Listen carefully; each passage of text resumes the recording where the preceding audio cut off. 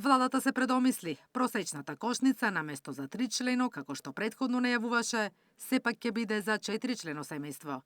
Министерот за економија вели дека по сугестии од експертите и јавноста решиле во месечната потрошувачка домаќинствата да бројат уште еден член. Ќе објават наскоро на социоекономскиот совет и ќе биде пореална од онаја која пресметува синдикатот, вели Дурмиши.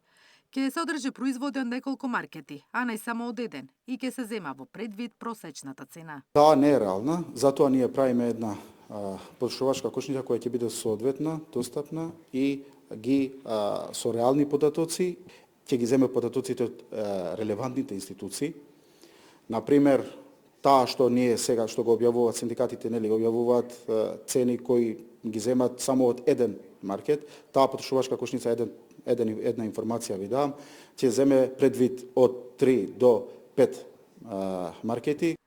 За да се спречи секојдневното поскапување на основните производи, веќе подолг период Министерството прави анализи.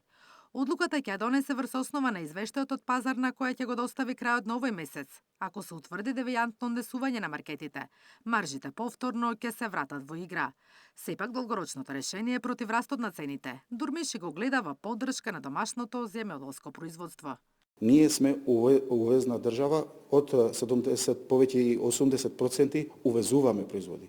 Што имаме капацитети, имаме можности, треба да се фокусираме да ги поддржиме нашите производители, нашите земјоделци и индиректно ќе влијаеме врз намалување на цената на производите, односно основните производи. Во нашиот домен ќе додадеме предлог за сите трговци, сите маркети да ги обележуваат во нивните рафтови, значи кои производи се домашни и кои производи се увезени. Дурмиши најави новини во онлайн објавувањето на цените на производите од страна на маркетите. Со еден клик ќе се објавува најниската цена на бараниот производ. На тој начин купувачите полесно и побрзо ќе знаат каде им е наевтино да пазарат. Наташа Мерсовска, Сител телевизија.